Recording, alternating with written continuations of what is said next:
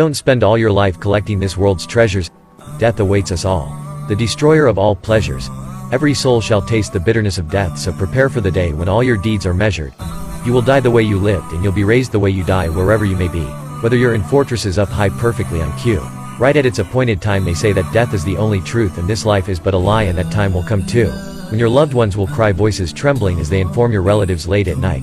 So sad you had to go. You were such a nice guy. They said it wasn't your time, but that is not up to you, and people will gather at your home when they hear the news of the calamity. Standard formality. Expressing their condolences to your family. The movement of time is nothing more than an erosion of existence in this world. So fulfill your obligations, renew your intentions, and hold on to the Prophet's sunnah, because time waits for no man. So why should it wait for you? You thought life was just a game until death decided to make its move. You were given chance after chance, but now it's too late for you. You procrastinate, to prostrate, to the one that created you. You see, time is killing us while we think we're killing time. The place where you'll be buried has already been assigned. We deal with death like it's doubtful when the promise is divine. Will you be satisfied when you're lying in a space that's confined? Uthman ibn Affan would cry every time he'd see the grave, the possessor of two lights. May Allah be pleased with his slave. He'd say that the grave is the very first step into the afterlife. Who's successful in the grave will be successful all the way.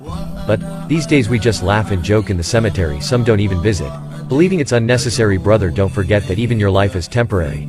Don't live your life like death is not in your vocabulary. Others use the term death-defying, but nobody's ever defied death. With every step that you take, you're getting closer to your last breath. The cries of the companions, they would drown the sound of the sermon every time that death was mentioned.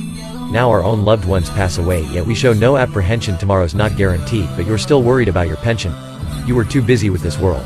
Gave the hereafter no attention. Don't build a life in this world by destroying your afterlife. Read and take heed from Surat al-Waqi'ah, Quran. Chapter 56. This life's a test. You can't retake or restart it.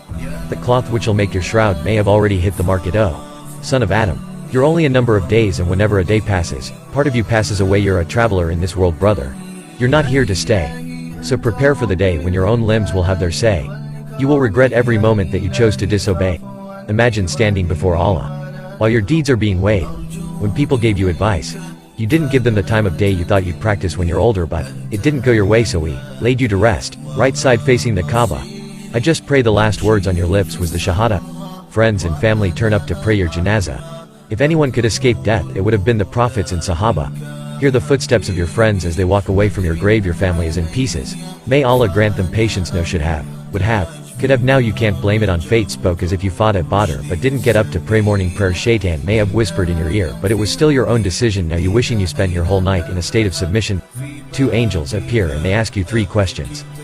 Who is your Lord? What is your religion? Who is your prophet? I pray you state the right answers. Love for this world is a disease. It's a sickness worse than cancer, because if you dislike to meet Allah, Allah dislikes to meet you. Remember, you have an open enemy that will try to defeat you. Shaitan won't leave you alone. He'll try and misguide you to the end. So if you're losing the battle to him now, then tell me, what will you do then? Once the angel of death takes your soul, it will be too late to repent. It's advice to myself. First and foremost, we all need to make amends. Don't want your soul to leave your body like a thorn branch ripping through wet wool. The world is small. Our desires are large. The dirt will ensure we're finally full. Angels of dark faces whipping you, calling you by the worst of names, telling you to taste the punishment of the blazing flame, saying, "O evil soul, come out to the anger and wrath of Allah." So while you're alive, make sure everything you do is for the sake of Allah. Constantly remember death and try your best not to get misled. If you could hear what happens in the grave, then you would stop burying your dead, my brother. You could be here one morning and be gone by the afternoon. That's why we say, Inna lillahi wa inna ilayhi raji'un. To him we belong, and to him we shall return.